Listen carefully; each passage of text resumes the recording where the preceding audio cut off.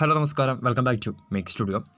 Border Gavaskar ട്രോഫിയിലെ സമ്പൂർണ്ണ പരാജയത്തിന് ശേഷം ടീം ഇന്ത്യ ഇനി നോട്ടമിടുന്നത് ഈ വർഷത്തെ ഏറ്റവും പ്രധാനപ്പെട്ട ICC ടൂർണമെൻ്റ് ആയിട്ടുള്ള ചാമ്പ്യൻസ് ട്രോഫിയാണ്.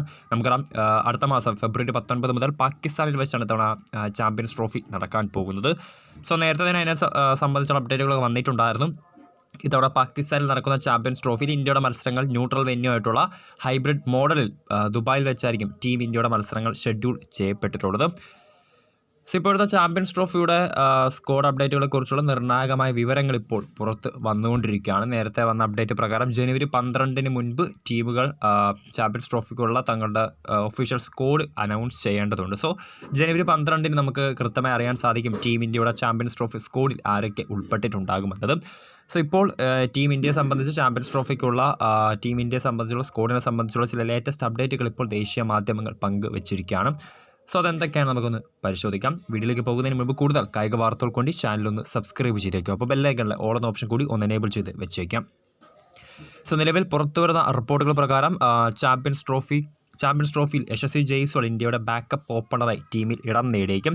അതോടൊപ്പം തന്നെ മുഹമ്മദ് സിറാജ്, ജസ്പ്രീത് ബുംറയും നമുക്ക് നിലവിൽ ബുംറ ചെറിയൊരു പരിക്കിൻ്റെ പിടിയിലാണ്. അടുത്തത് നടക്കാൻ പോകുന്ന ഇംഗ്ലണ്ട് സീരീസിൽ ബുംറ കളിക്കില്ല.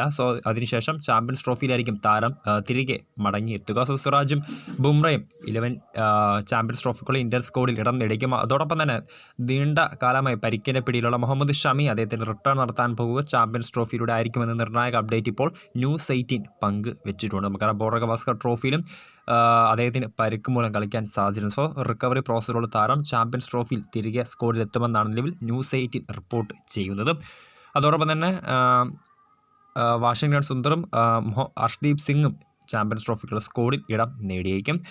ചാമ്പ്യൻസ് ട്രോഫിക്കുള്ള ഇന്ത്യയുടെ ഒരു സാധ്യത സ്ക്വാഡ് ഇപ്പോൾ ന്യൂസ് 18 പുറത്ത് വിട്ടിരിക്കുകയാണ്. രോഹിത് ശർമ്മ നയിക്കുന്ന ടീമിൽ വിരാട് കോഹ്ലി, ശുഭ്മാൻ ഗിൽ, യശസ്വി ജയ്സ്വാൾ, ശ്രേയസ് അയ്യർ, KL രാഹുൽ, ഋഷഭ് പന്ത്, ഹാർദിക് പാണ്ഡ്യ, രവീന്ദ്ര ജഡേജ, അക്സർ പട്ടേൽ, കുൽദീപ് യാദവ്, ജസ്പ്രീത് ബുംറ, മുഹമ്മദ് സിറാജ്, മുഹമ്മദ് ഷമി ആൻഡ് അർഷ്ദീപ് സിംഗ് എന്നിവരായിരിക്കും ഇന്ത്യയുടെ ആ ഒരു 2025 ചാമ്പ്യൻസ് ട്രോഫിക്കുള്ള സാധ്യത സ്ക്വാഡ് ഇപ്പോൾ ന്യൂസ് 18 ഇപ്പോൾ പങ്ക് വെച്ചിട്ടുള്ളത്.